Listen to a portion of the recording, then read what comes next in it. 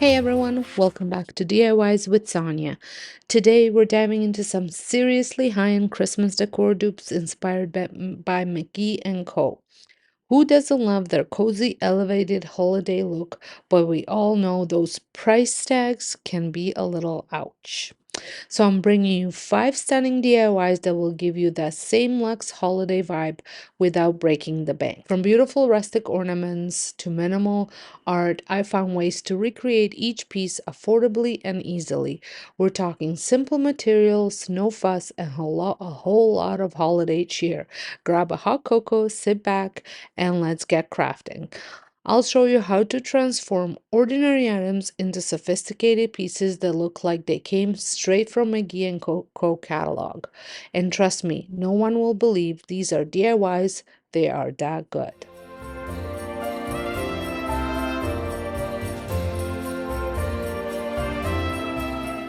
For the very first DIY, you are going to need some oranges as well as baking sheet lined with some racks, or you can just put your oranges straight onto the rack. And we are going to be recreating these orange slices from McGee and Co. And as you can see, the set of 12 of them is $22. I had picked up my oranges. They were $1.77 a pound, and this was just under $5, and it gave me double the amount. You're also going to need some twine so you can attach it to the dried slices so they are able to be hung as ornaments. I am using half of them as ornaments and half of them will be as bowl fillers. So you want to slice your oranges about 1/4 inch, and I did measure just so I can get a guide, and then the rest of them I just sliced using that first one as a guide. You can put these directly onto your oven racks in the oven. I just thought it might be a little bit less messy if I lined my baking sheet with parchment paper and then I added some racks to them. These are racks from our smoker, stand-up smoker, and they fit perfectly onto my baking sheet. Once I had sliced all of my oranges, I'm going to add them to the baking sheet. Now you want to preheat your oven to 200 degrees Fahrenheit. Mine KitchenAid Pro Style oven did not have a 200 bake setting, but it did have a warming setting and proofing setting, and warming setting is at 200. So that is what I turned on for mine. When you are doing this project, I just want to let you know you want to give yourself plenty of time. I'm talking 6, 7 hours. It is a very easy project to do, but it does take time. So if you do not want to leave your oven unattended, you have to be home for the duration of, and it took, for me, it took 6.5 hours. And then I had couple, 2 or 3 of them that were a little bit thicker, and I had to leave those for a little bit longer. I have read blogs where they said it would take 4 to 5 hours, and some did it at 250. Now, some of them said not to do it at 250 because that's when they will burn a lot easier. Whereas if you do them on a lower for longer, they won't burn as quickly. So you do have to keep an eye on them once you are approaching that 5 or 6 hours. I would say at 5 hours, start checking them. If you've never done this, I would start checking them at 4 hours just to make sure, depending on what your oven is like. But before I put mine in the oven, I did take a napkin and or paper towel and just dried them all up, just the tops because they are very wet. And I think this does help the drying process as well. You can also use your dehydrator to do this if you have one, or your air fryer also has a dehydrate. Um, well, mine does. The Ninja Double one has a dehydrate setting as well. However, I would not be able to put all of these into my little drawers on the air fryer, so I chose to do it in the oven. And here they are. This is what they look like once they were dry, um, or baked. I did read somewhere that you could sprinkle right when they come out and they're hot, you could sprinkle some powdered sugar onto them and they will give them a shiny look. However, I was a little bit afraid of doing that for storage purposes, that it might create some mold. While they are stored away. Not sure if that would happen. If you've ever done that and stored them successfully in a Ziploc bag with your Christmas decor, let us know down below. I did take a large needle and cut up some twine to the length that I thought would be great for hanging. However, I could not thread the twine through because it was a little bit thicker than the opening, so I did just wrap it around and pushed it through and that seemed to have worked. You could also use a hot glue gun and just add a little dollop on top and attach your twine to that. I thought this was a little bit nicer looking than having that hot glue on there. I know that McGee and Co. the price wasn't that astronomical at $22 for set of 12. However, this was um, a lot cheaper at $5 for the double the amount. And the plus part of this was it made your house smell so nice. And I think that this DIY, these ornaments are gonna look great with my theme. I'm going for more of a natural rustic look this year. I've kind of went that way last year as well, but I am focusing more on it this year than I did last year. Like I said, I love the way these turned out, and I think they are going to look great on my tree.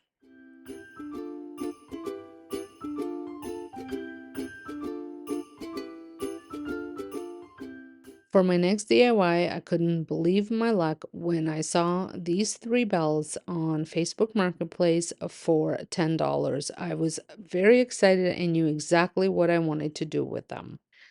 McGee and Co. in their catalog has these three rattan bells for $188. And as soon as I saw these, I knew exactly what I was going to do with them. They did, as you can see, they're red, they're not very attractive looking, and they smelled really, really bad. So I did take the rusty wire off, and then I ended up giving them a good cleaning to get rid of the smell. For the paint, I did go with a chalk paint in the Annie Sloan Old Ochre, just because it is a beige paint. That was the only reason why I'm using it. I've had it for a while. It is kind of starting to get thick, meaning I need to use it up, so I don't have to add too much water to it. And I've been using it for different projects, and this one was also one of them. And chalk paint also, I find, does a lot better coverage than acrylic paint, meaning you probably won't have to go with it several different with several different coats, especially because I was painting over red. I did get some water and water the paintbrush as well, just to get that helps to get into little nooks and crannies if the paint is a little bit more wet.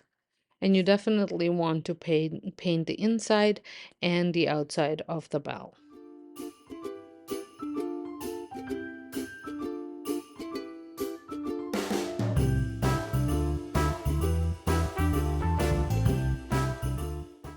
Once all the three bells were painted and they had some time to dry, I went in with some brown and then also added a little bit more of this old ochre to it, and some water, and I just dabbed it with some paper towel, water, and then into the brown paint, and just to add a little bit of depth to the paint, and so it's not so beige. And you want to blend until it looks like it's always been there.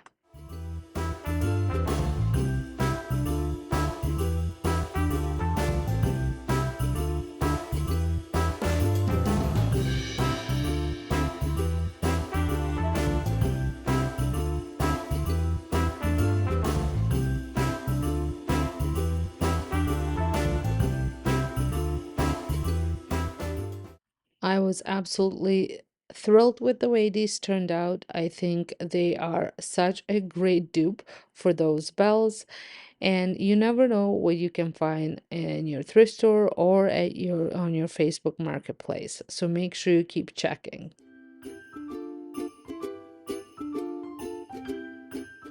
For your next DIY, this can be absolutely free depending on what you have at home on hand.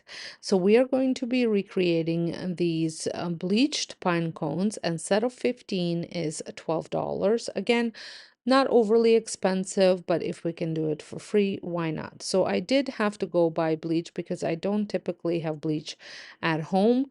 Um, I just buy it when I need it and usually use it all up. So you're gonna need something to soak your pine cones in, and I have a variety of styles of pine cones and sizes. And you are also going to have to give yourself time because this took 24 hours plus some drying time. So pretty much 2 day, almost 2 days worth of DIYing. Again, not something that is very involving, and this one you could leave unattended if you wanted to. But for this, you will need also some water, and it will be 2 parts water to 1 part bleach. And then if you saw me trying to fit that plate, and you will need something that will keep the pine cones submerged so they don't pop up, so something heavy to put on top. And this goes without saying that if you are, whenever you're working with bleach, make sure you are very careful so you don't get your clothes bleached or wear clothes that you don't care if they do get bleached. Cover your work area and make sure you wash your hands thoroughly after working with bleach because that can linger on your hands for a while, and if you touch something, it will bleach it instantly. I did stir them a little bit just to mix them up, just so that way I feel like all of it was covered up with this mixture. And then I add in my plate, and I did leave this out on my deck on top of the fire pit so the dogs wouldn't knock it down. And this is what they looked like once I had took them out 24 hours later. As you can see, some the smaller ones were almost white, some of the bigger ones not so much. I did end up putting them in the oven for about 4 hours at the 200 setting, and then they opened up while they were there. This just speeded up the process of drying. You can also leave them to air dry. And as you can see, the ones that looked brown, once I took them out, were actually a lot more bleached than the smaller ones that were completely white once they came out. I absolutely love the way this turned out. I think it's going to be such a great bowl filler, and it's going to also look great mixed in with just some regular pine cones. Next year was also another one that was very inexpensive to do. I had this frame at home from a different project, but it is from Dollar Tree, so you can pick it up for $1.50 in Canada or $1.25 in US. You can use any frame you want. There is no it's a look for less, right? So anything you have at home. And we are going to be recreating this look. It is a holiday tree art for $42. Now I am going to do my own spin on it, but that was an inspiration piece for me. So if I was to do that one, I would have just left the frame as is, or would have tried to find a frame that had a little bit of a thicker border. But I'm going to make this more suitable for my decor in the area that I'm planning on using it. So I used a metallic gold spray paint just to give it some color, and I'm not doing like 100% coverage. I do want some of that black to show through. So once this frame had dried, so once this frame has dried, or I should say while it was drying, I went ahead and created some of my own art to use. And I use Canva to do so, and I will actually included down in the description box for free. If you want to use any of it, you can download it and use it yourself. So as you saw, I created a vintage Christmas tree and some of the Nutcracker music notes. So I am going to be using the Nutcracker music notes for my frame. And for this DIY, I might create another one with that Christmas tree. And I don't know if you saw my DIY that I did for fall, where I used a print that I printed and I added Mod Podge so it looked like it was painted. So you could totally do that on the Christmas tree as well. I wouldn't necessarily do it on here, but hey, you can do whatever you want if that's what you want to do. So I'm just cutting out here because the way I printed it, the burnt looks, I just wanted to cut that out. It's gonna go on the back of the cardboard, so I didn't want that white to be there.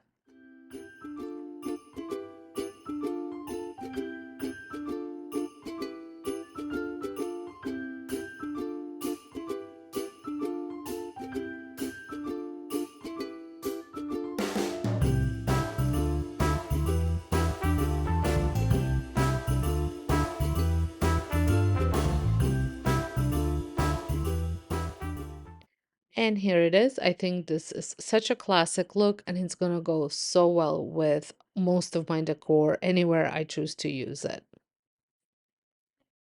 Next DIY is another ornament DIY. I absolutely love making ornaments, my own ornaments for Christmas. I gift these, I use them myself, and I think the possibilities are endless. So for this, I'm using gold, brown, and red paint, and I am going to be recreating this glass iron ornament that are $12. Now, these ones are not glass because I do not want glass in my house. I run a home daycare and that can be just a whole disaster with glass ornaments. So I picked these up for $1.50 at a Dollar Tree. And I'm also going to be using some flour. So the first thing that I'm going to be doing is adding two coats of this brown paint to two of them, and then I'm gonna do two coats of the red paint to two of them. Now, originally I was going to use a Christmas red, but I did find it was a little bit bright, so just decided to use a deep red instead of Christmas red, and the brown is called um, burnt umber. I think that's what the brown color is called. While the first coat was drying, I did go ahead and spray paint the little caps of the ornaments, and I use a dark walnut to do so. I just thought it gave them that vintage look. You could also do if you have like what is the antique brass would look good as well. Gold would look good. Even just black would look good as well. I think it adds such an elevated look to the ornaments. So I did that while the first coat was drying. Then I applied the second coat of the paint, and then I did not wait for the second coat to dry before I dusted it with some flour. This is definitely not a new technique. You want to cover the whole ornament with flour, at least I did for mine, and then you want to let it completely dry before you brush it off. I've shared these type of DIY ornaments last year. I am doing something different after the flour is dusted off. Now, I thought I did show how I was dusting the flour off, but the camera wasn't on when I was doing it. So I'm just showing you how I did it. I used a bristling brush, stippling brush, and we want it to be dry and clean, and just dust all the flour off. You can also use a rag to remove the flour, but I like this way better. Now, I have Annie Sloan Antique Gilding Wax, which is almost like a rub and buff, but it did not really work very well with flour on there. So I ended up doing just two different types of gold that I had on hand of acrylic paint. One was spun gold and the other one was yellow gold. And I kind of blended the two colors together on the ornament, not while I was applying it. And I was using brush, and then I did end up using a napkin or a paper towel to do that. You can do this any color that you would like. As you saw, theirs was a little bit more on the antique black kind of color, which you could totally do, and it had a little bit of sparkle, which you could add to it as well, if you didn't have sparkly black paint. But you just want to continue doing this until you blend the colors together, and you still want to leave some of that bottom color showing through, and the flower just gives it a little bit more texture. And here is what they look like all done. I absolutely love the way these look. And adding some ribbon to them definitely makes them look even more expensive. Thanks so much for watching. I hope you're feeling inspired to get creative this holiday season. Be sure to subscribe and tap the notification bell so you don't miss any of my upcoming Christmas DIYs. Also, drop a comment and let me know which one of these dupes is your favorite. Until next time, happy crafting, and I'll see you in the next video.